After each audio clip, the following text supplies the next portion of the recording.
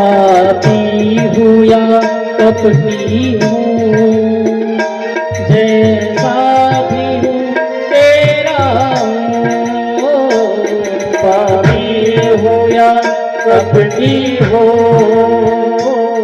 जैसा भी हो तेरा हो।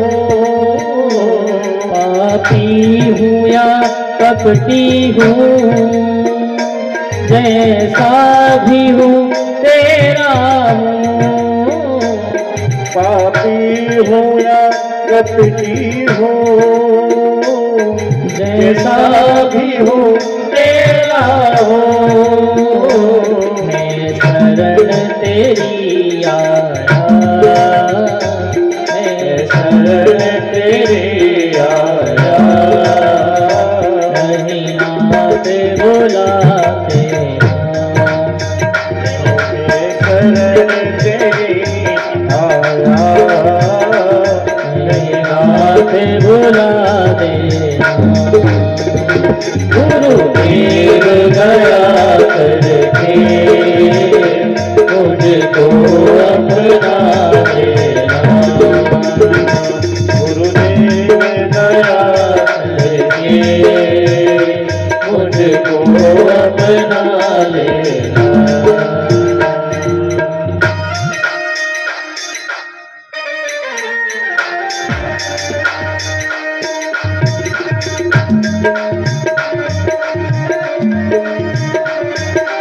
दोनों हाथ उठाकर ताली से करते हैं, जय हो। गुरुदेव दया करके मुझको अपना लेना। गुरुदेव दया करके मुझको अपना लेना। मैं शरण तेरी आया, चरणों में जगह देना। मैं शरण तेरी आया, चरणों में जगह देना। गुरुदेव दया करके मुझको अपना लेना। गुरुदेव दया करके मुझको अपना लेना। मुझको अपना लेना, मुझको अपना लेना। गुरुदेव दया करके मुझको अपना लेना। मैं शरण तेरी आया, नहीं नाथ भुला देना। मैं शरण तेरी आया,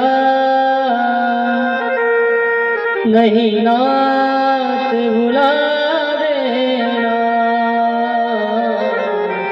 गुरुदेव दया करके मुझको ना बुलाते। बोले गुरुदेव भगवान की जय। गुरु यदि कृपा करते हैं, गुरु यदि कृपा करते हैं तो वह हमें भगवान की प्राप्ति करा देते हैं। तो आइए श्री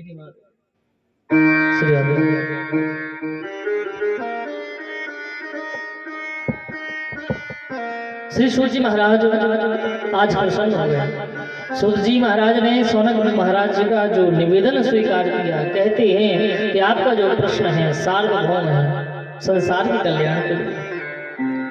सर्व सिद्धांत निष्पन्नम संसार भय नाशनम। सबसे बड़ा जो भय है किसका है? मृत्यु का है। सबकी मृत्यु निश्चित है। एक बार राजा परीक्षित को मृत्यु का श्राप लगा। तक्षक नाग के काटने से मृत्यु हो गई। गंगा के तट पर आए, सबको पता चला। बड़े बड़े ऋषि महात्मा सब आए। कई ने उपाय बताए, कोई उपाय काम नहीं। तब सुखदेव भगवान आए। सुखदेव जी महाराज ने राजा परीक्षित को श्रीमद् भागवत महापुराण की कथा सुना रहे थे। देवताओं को पता चला, देवतागण अमृत का कलश लेकर के आ गए। सुखदेव जी महाराज को प्रणाम किया, कहा महाराज हमें जैसे ही पता चला है कि आप परीक्षित के लिए भगवान की अमृतमय कथा सुना रहे हैं, आप ये जो अमृत है हम लेकर आए हैं, आप परीक्षित को पिला दीजिए, और इसके बदले में जो आप परीक्षित को भगवान की कथा अमृत पिला रहे हैं वो आप हमें पिलाइए, आप हमें प्रदान कीजिए। तो सुखदेव भगवान हंसने लगे और सुखदेव जी ने कहा कि अरे मैं तो पहले ही समझ गया था जो देवता हैं बड़े ठगिया होते हैं, सौदागर बन करके आए हैं।